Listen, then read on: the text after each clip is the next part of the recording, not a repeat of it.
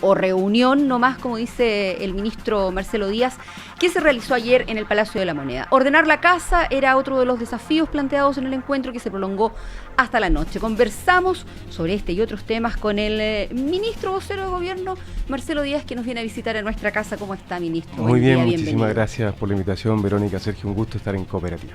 Igual, ministro. Bueno, en concreto, acotar la agenda legislativa, ¿en qué se traduce? ¿Qué proyectos van primero, cuáles después y cuáles se descartan por ahora? Bueno, lo primero es que la constatación que hicimos ayer fue que los 2 primeros años de gobierno fueron muy macizos en términos de obra, es decir, buena parte de lo que la presidenta comprometió en campaña se ha ido materializando. Hay reformas emblemáticas que están más bien ya en fase de consolidación, entre otras la reforma de educación que está implementándose, tanto a nivel de educación primaria y secundaria como la gratuidad en la educación superior. Pero la reforma de la educación superior todavía no se manda y se iba a mandar antes de fines de mes. Sí, es que entre otras cosas yo creo que esta jornada y la que hicimos antes en Cerro Castillo nos sirvió también para ordenarnos, para organizar de mejor forma el trabajo, para acabar con un cierto tic ansioso, ¿no? De fijarnos fechas cuando en realidad los proyectos no tienen que enviarlo al Parlamento cuando están maduros, cuando se ha logrado tener los diálogos suficientes para poder construir el máximo acuerdo posible, y aquello que no fue posible acordar, bueno, se discutirá en la sede que corresponde, que es el Congreso. Porque es una ley muy importante, la ley de educación superior no solamente va a establecer cómo vamos a aumentar los niveles y tiempos para poder acceder a la gratuidad universal, sino que también tiene que fijar claramente cuáles son las exigencias que se le van a hacer a las instituciones de educación superior para que aseguren calidad. ¿Y está entre esas prioridades de las que Está, por hablaba cierto, Sergio? entre esas prioridades. Está también, sin duda, el proceso constituyente, que incluye la reforma de la Constitución para habilitar el proceso y también el envío de un proyecto de nueva Constitución. Están también un conjunto de iniciativas vinculadas al crecimiento económico, lo decíamos ayer, lo hemos venido señalando, la presidenta ha sido muy categórica en aquello, sin la reforma tributaria, y creo que es importante decirlo porque esto también derriba mitos. Lo más probable es que no hubiésemos podido avanzar en gratuidad, lo más probable es que este año hubiésemos tenido una baja inversión social, o sea, una baja inversión en la gente, pocas políticas sociales, pero no basta con la reforma tributaria, tenemos que recuperar la capacidad de crecimiento de la economía. Ahora, el problema del crecimiento sin duda constituye todo un desafío, pensando que el panorama es bastante azaroso por lo que ha dicho el Banco Central en la última jornada frente al Senado y al país. ¿De qué manera se va a conjugar esa precaria situación económica que se describe, que se diagnostica con estos desafíos, por ejemplo, como la gratuidad de la educación, que ya ha tenido algunos tropiezos donde se redujo, digamos, la expectativa inicial que había con respecto a la cobertura?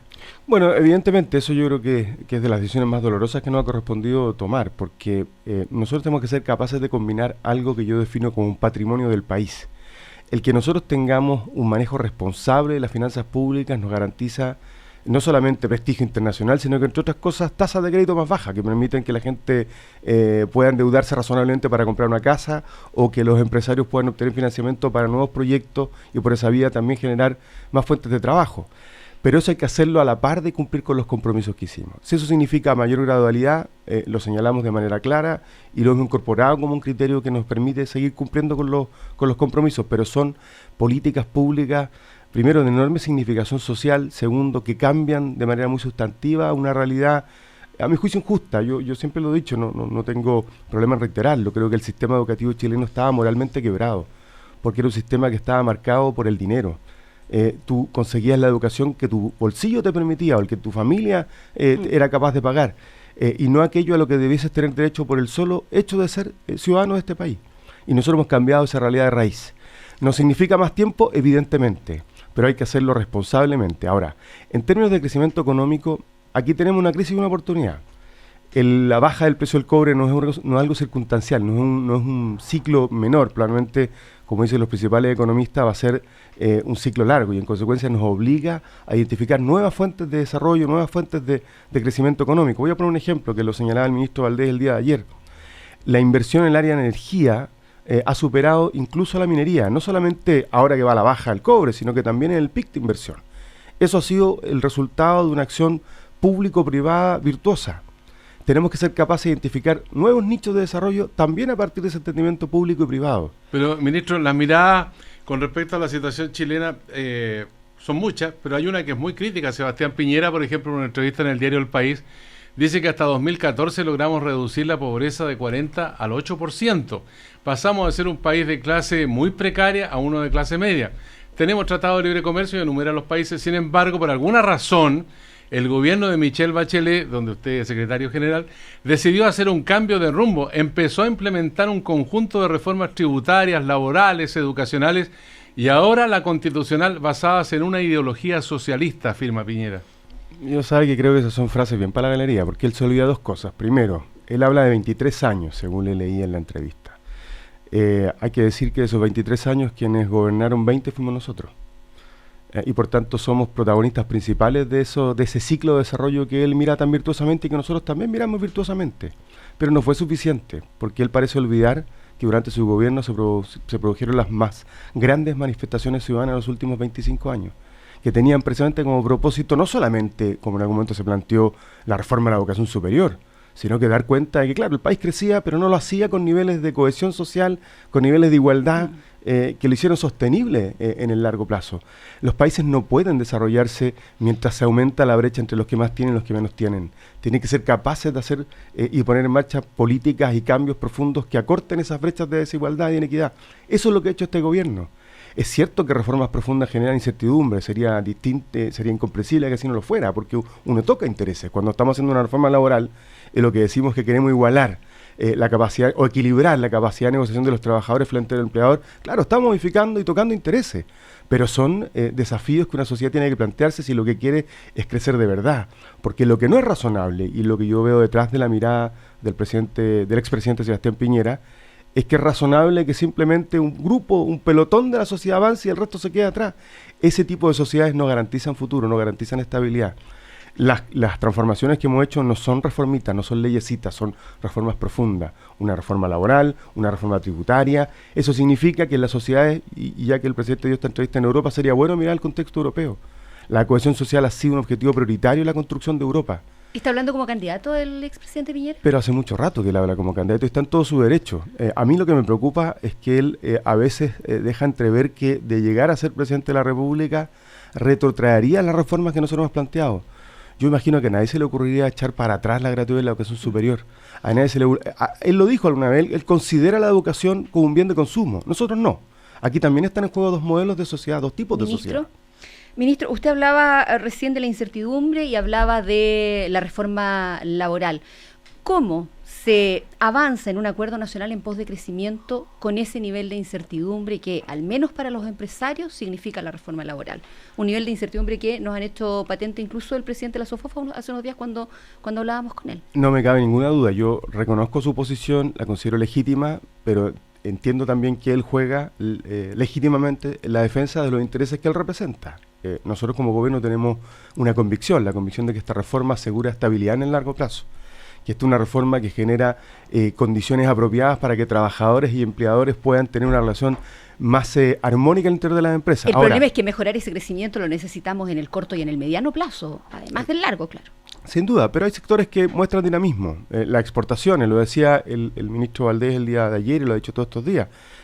Así como hoy día tenemos una menor actividad en el ámbito de la minería, hay otros sectores que se tornan más dinámicos, por ejemplo por el tipo de cambio, por la apreciación del peso. Y en consecuencia significa que hay un cierto acomodo natural de las fuerzas productivas.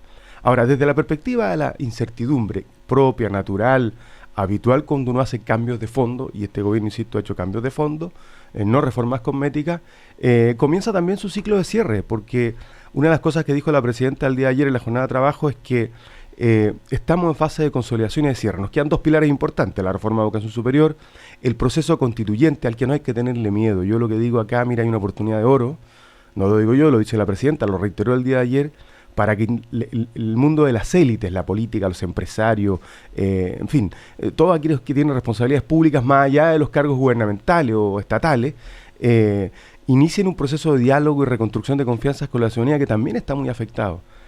Puede ser un ciclo virtuoso de encuentro con la comunidad, con la ciudadanía, para construir no solamente una constitución, sino que restaurar la confianza. ¿Este es un reversionamiento del realismo sin renuncia del que habló la presidenta el año pasado? ¿Perdón? ¿Es un reversionamiento del realismo sin renuncia del que habló la presidenta? El realismo sin renuncia cumplió lo que señaló, funcionó, sirvió como hoja de ruta de este gobierno desde el cónclave de agosto hasta ahora. ¿Y sabe por qué? Porque lo que vimos ayer, en la primera parte de la reunión de trabajo que tuvimos, es que quizás tomamos conciencia de que si uno revisa los compromisos presidenciales de la campaña y revisa lo que hemos hecho, hemos cumplido. Y cuando uno habla de confianza, un gobierno que es capaz de cumplir, es un gobierno en el que se puede confiar. No todos están de acuerdo, sin duda, pero evidentemente que en política la palabra empeñada debe valer, y la de la Presidenta de la República vale, se ha cumplido. Usted ha hecho referencia a la confianza como un elemento fundamental para mirar al futuro, pero seguramente la opinión pública estará pensando, por ejemplo, las divergencias que ha habido en la nueva mayoría entre comunistas y demócratas cristianos, que se han hecho a través de fuertes polémicas por los medios de comunicación, en el Congreso, con adjetivos calificativos muy, pero muy duros. Entonces algunos ven a la nueva mayoría como un matrimonio mal avenido con estas disputas permanentes entre DC y PC. ¿Esa ecuación se resolvió en el encuentro de ayer? ¿Hay camino de reencuentro, que el amor vuelva a imperar en la nueva mayoría? Cariño y amor hay, ¿eh? Quizás lo de ayer fue una terapia de pareja. A ver, a mí no me gusta, no me parece razonable discutir en los tonos en que a veces lo hacemos, no solamente entre gobierno y oposición, sino que también en el interior de la coalición. Nadie puede pedirle a una coalición tan amplia como la nueva mayoría que todos pensemos igual. Esto no es un regimiento, es más, es parte de nuestro... Pero hay proyectos que son capitales. De la reforma laboral ha sido muy fuerte el debate, la ley de aborto terapéutico también, muy radical. Sí, evidentemente. Yo creo que todos debemos y podemos hacer un esfuerzo porque el tono del debate, aunque sea desde la divergencia, sea un tono sereno, un tono templado, un tono que además permita que la gente comprenda lo que uno está planteando, porque cuando se produce este tiroteo y la descalificación y la discusión altisonante, simplemente lo que hacemos es hacer que la gente haga zapping, por decirlo en términos televisivos, porque no es lo que uno quiere ver. Le resta valor a lo que estamos haciendo. Y yo creo que de esa perspectiva hay conciencia en todos de que podemos mejorar la calidad y el tono del debate, que se puede procesar de un modo más sensato las diferencias, porque diferencias vamos a tener. La diferencia es parte de nuestro patrimonio, nuestro activo también. Eso es lo que nos permite tener una coalición tan amplia, capaz de darle gobiernos y mayorías parlamentarias al país. Y por tanto hay que ser capaces de razonarlas y acordarlas inteligentemente. Yo creo que eso es perfectamente posible y tenemos que trabajar así. Por eso es que, si ustedes me permiten que describa qué viene ahora en este segundo tiempo, es consolidación, cierre, crecimiento económico y confianza. Que eso es un proceso largo, esto no se va a agotar, no vamos a resolver esto en 24 meses, no. La confianza es un proceso complejo porque le hemos dado demasiadas buenas razones a la ciudadanía para que descrea de todos y de todos. Ministro Marcelo Díaz, anoche se confirmó que Pablo Longueira va a ser formalizado por cohecho en el marco de la investigación del caso SQM, específicamente en lo referido a la tramitación del royalty. Independiente de que las instituciones están haciendo su trabajo, que es lo primero que usted va a responder, ¿cómo recibe la moneda la noticia y qué futuro le depara la ley de royalty, un procesamiento de Pablo Longueira? Yo me siento la obligación de efectivamente decir una frase que puede ser a esta altura cliché, pero que es fundamental, y es que el Ministerio Público está ejerciendo sus facultades y cumpliendo con funciones de acuerdo a la ley. La formalización es una etapa procesal en el marco de la investigación, es un acto procesal en el marco de la investigación del Ministerio Público y le corresponderá, en este caso al formalizado, ejercer todos los derechos que la ley le entrega para probar su inocencia, y serán los tribunales los que van a determinar. Eso va a ser siempre nuestra línea de conducta frente a los casos judiciales, porque nos parece que es lo que razonablemente se debe esperar de un gobierno que respeta el Estado de Derecho en las instituciones. Sí, pero hace unas semanas, cuando se conoció de la implicancia de Pablo Longueira en este caso, usted fue un poco más duro con él. No con él, porque no voy a opinar nunca respecto a un caso en particular ni una situación en particular. Lo que yo digo es que es importante que tomemos conciencia del impacto que esto ha tenido en la ciudadanía. El conjunto de hechos que hoy día investigan los tribunales vinculados a irregularidades en la política, irregularidades en la empresa, en el deporte, han provocado un cisma entre ciudadanos y élites. Y eso es delicado, eso es grave. ¿Y en la ley de royalty incide esta formalización?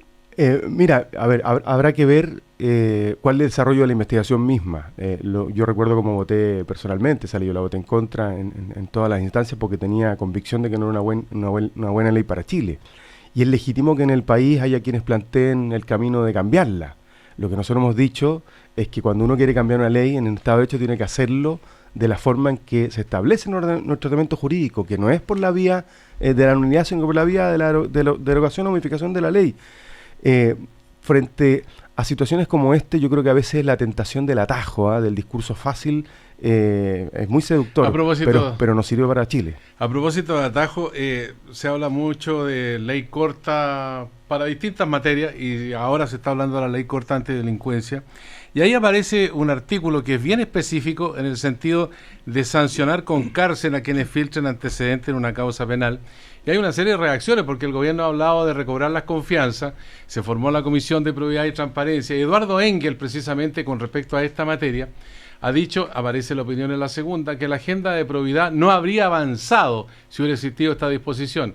Jorge Bofill, abogado penalista, dice se está queriendo legislar a la rápida. Yo no sé si usted vio en la segunda ayer también la opinión de Pedro Anguita, experto en derecho a la información. Su objetivo es que no se informe nada sin sentencia. Y así hay Javier Ortega, periodista, tengo dudas de que Longueira hubiera sido investigado sin filtraciones. Y María Olivia Monqueo, el Premio Nacional de Periodismo, dice es una protección aparentemente para el sector político. Entonces, ¿cómo se conjuga ese afán de transparencia, de probidad, con el fin de recobrar la confianza, con esta situación que podría meter en la cárcel a los periodistas? Porque no hay distingo ahí de quiénes son los que filtran finalmente la información. Sí, yo me quedo aquí con las palabras del ministro Burgo el día de ayer. Es una norma vigente, es decir, hoy día se establece el sigilo de las investigaciones, pero evidentemente, sobre todo a la luz del debate, yo creo que sería... Pero las penas de cárcel esa no estaban. No estaba, no. Es una norma vigente en términos de establecer el sigilo de las investigaciones, pero no respecto de las sanciones. Ahora, yo creo que aquí hay que compatibilizar de manera muy clara, y de esa perspectiva me parece legítimo que se haya abierto este debate y que haya quienes quieran repensar lo que se discutió en el Senado, entre el bien jurídico protegido asociado al secreto de las investigaciones, que entre otras cosas también resguarda los derechos de los investigados, de la actuación judicial o de la investigación misma, con el derecho a la libertad de información. De esa perspectiva, por ejemplo, me parece, esto es una opinión personal, pero parece importante decirla, que deben estar excluidos de esta norma precisamente los medios de comunicación, entre otras cosas porque ellos cumplen una función que también protege un bien jurídico relevante. La gente tiene derecho a estar informado. Y desde esa perspectiva, yo creo que el debate que se instaló el día de ayer va a permitir que cuando la norma llegue a la Cámara se haga un debate sopesado, tranquilo, sereno, y que se adopte la mejor decisión. Y ojalá oyendo a todos los actores, porque Sergio tiene mucha razón en el sentido de decir, bueno, ¿cómo conjuga esto con el esfuerzo de confianza? Si ya lo que se instala es la sensación de que este es una suerte como de medida de autoprotección. Bueno, ya es un buen punto para repensar la norma. Yo tengo una convicción, no sé si en los mismos términos que lo dijeron ayer la segunda, pero... Esto fue una idea de la Fiscalía que tomó el gobierno y que incluyó dentro del proyecto.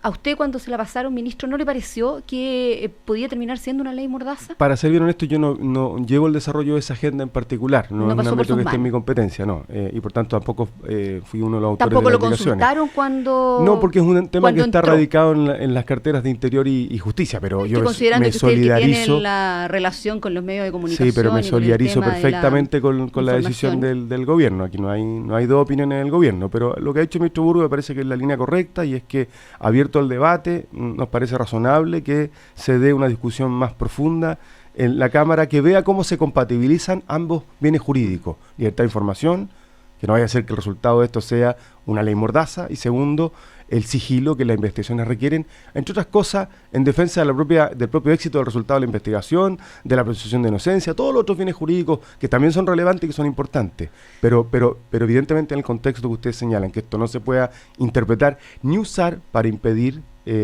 o para generar ningún tipo de manto de protección para nadie. Dos palabras, ministro Marcelo Díaz, para la situación del Silara. En estos momentos Evo Morales, con una nutrida delegación, se dirige hacia la zona, a este río donde se comparten agua entre Bolivia y Chile y que él llama manantial. Habló incluso de retirarse del Pacto de Bogotá, como se ha insinuado acá en Chile. Es una confesión de futuras derrotas. La respuesta del gobierno chileno debería ser jurídica, debería ser diplomática o finalmente política, donde hubiera una concordancia con otros países para declarar el Pacto de Bogotá como un pacto que perjudica más que beneficia a las naciones. A ver, yo diría dos cosas. Primero, no nos olvidemos la situación que tiene hoy día el presidente Morales en Bolivia. Acaba de perder un referéndum que le impide volver a presentarse a la reelección, en medio de algunos debates políticos vinculados a su vida personal.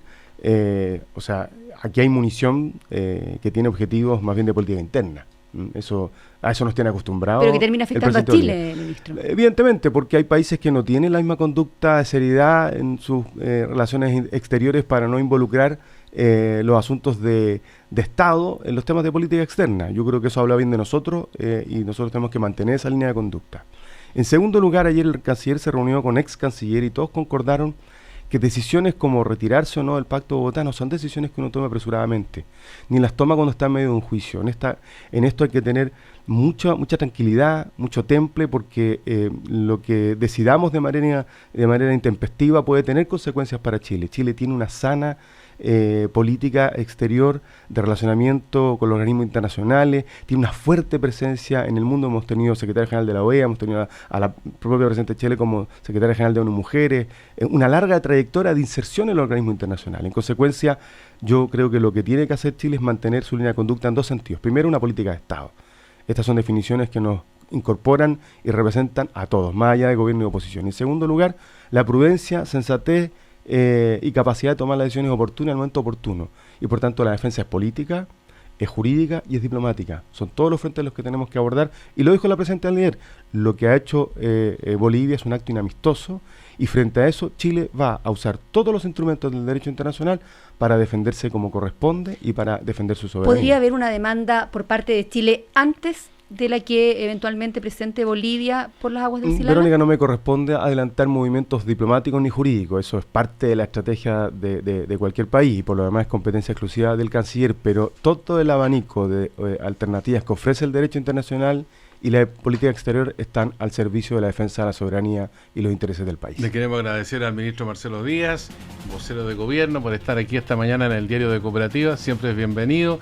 Maipú 525, la dirección esquina Catedral, barrio Yungay. Muchísimas gracias. Lindo barrio, linda radio. Todo. Gracias, ministro. Muchas gracias. Gracias, tenga un buen día.